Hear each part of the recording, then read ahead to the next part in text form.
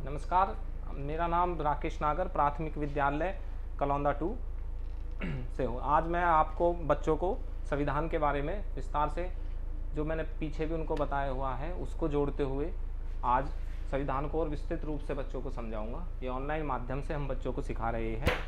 हमारा उद्देश्य ये है कि कोरोना काल में बच्चों का जो शैक्षिक स्तर है वो गिर ना पाए, उनको सूचनाएं और जो शैक्षिक उनका कार्यक्रम है वो नियमित रूप से इंडिगो की तरफ से चलता रहे। इसी के कार्यक्रम में आज हम बच्चों को संविधान के बारे में समझाएंगे। तो बच्चों, सबसे पहले शब्द आता है संविधान। तो संविधान क्या है? आप इस सरकारी स्कूल में आते हो और आप कहते हैं कि हमारा ये अधिकार है कि हम फीस नहीं देंगे, सरकार की तरफ से हमें पढ़ाना है, हमें ये सब चीज़ें मिलेंगी। आप किस अधिकार से ये कहते हो कि हमें ये चीज़ मिलेंगी? तो ये भी तो एक संविधान में आप फिर अब इसको आप कहोगे कि हमें संविधान में दिया हुआ है कि 6 से 14 वर्ष तक के बच्चे को निःशुल्क शिक्षा दी जाएगी। तो ये आपने जो अपना राइट्स उठाया है, ये नियम उठाया है, ये कहाँ से उठाया है कि भाई ये तो हमारा अधिकार है? कैसे कहते हो तुम ये हमारा अधिकार है?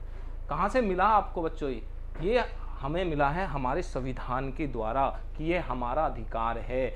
हम जीवन जी रहे हैं, यहाँ से हम अपने घर पे बैठे हैं, हमें कोई भी पुलिस बिना मतलब हमें नहीं उठा सकती, या बिना किसी सूचना के हमें पुलिस नहीं ले जा सकती। और आप कहोगे कि ये मेरा अधिकार है कि आप मुझे बताओ कि आप किस अपराध में मुझे उठा रहे हो। तो ये आपको कहाँ से, ये शक्ति आपको कहाँ से मिली? ये छोटी छोटी चीज़ें आपसे कहाँ से मिली? तो ये हमें संविधान के द्वारा मिली हुई है। ये हमारा जो राइट्स है, जितने भी हमें राइट्स मिले हुए हैं, संविधान के द्वारा मिले हुए हैं।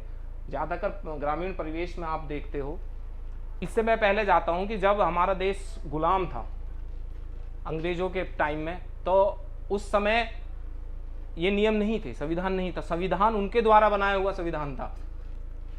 मतलब अगर आप खेती अपनी खेत पर अपनी उपज कर रहे हो तो वो ये तय करते थे कि वो कितना टैक्स लेंगे आप पे से। आपने अनाज उत्पन्न करा, वो 90% अनाज आप पे से ले जाते थे, सिर्फ 10% आपको छोड़ते थे। और आप ये भी नहीं कह सकते कि मेरा अधिकार है कि मैंने ये चीज़ें पैदा की है।